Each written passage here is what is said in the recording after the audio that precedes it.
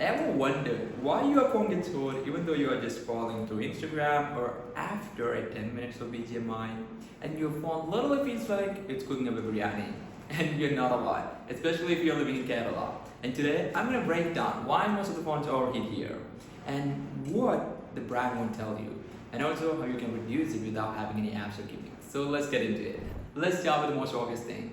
Kerala is hot and humid, but most of the smartphones are tested in ideal lab conditions like 23 to 25 degrees Celsius. But in Kerala, our homes often reach like 30 to 35 degrees Celsius. If you're stepping outside, it's even worse. Now the smartphones have come up with something called thermal throttling. That means when the temperature goes beyond certain limit, usually 45 to 50 degrees Celsius, your phone automatically slows down to protect itself. So when your phone is lagging or dropping the frames here in Kerala, it's not always the processor's fault, but it's the temperature. And the fact is, for every 1 degree Celsius rise in the surrounding temperature, your phone's internal components can heat up 1.5 to 2 times faster if it is under heavy use.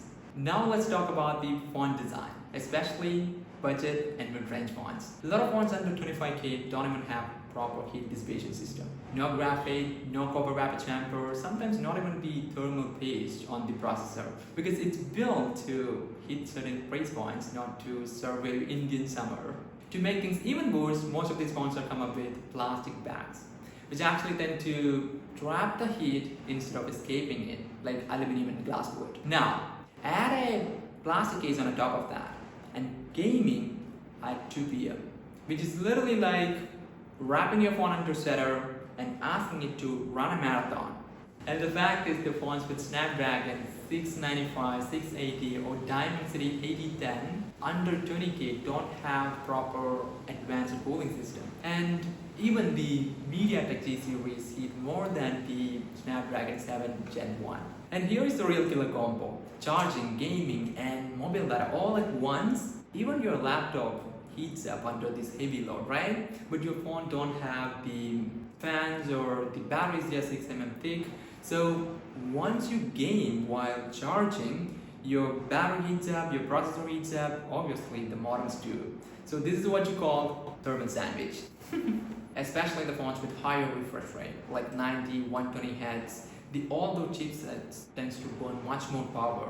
So the results: more heat, fast battery drain, and obviously lag and performance throttling. It's a software problem. Nope. It's mostly hardware in the environment. And updates can help, but they can't actually change your thermal design, right? Close the background apps and clear the RAM, which can reduce the heat. Not really, because most of the modern phones can automatically manage these background tasks, and I don't think 5G causes overheating. That's partially true because the 5G radios consume much more power, but the bigger problem is the signal strength. The weaker signal actually produces much more heat. And one more thing, dark mode doesn't actually help to reduce heat unless you're using an AMOLED screen. Avoid using phone while charging, especially while gaming. Keep your brightness in auto mode. Remove the plastic back cover while gaming. Turn on the battery saver while using the mobile data. Don't leave your phone on bike or the seat under the sun. And if your phone still heats up while ideal, just reset your phone or update the software.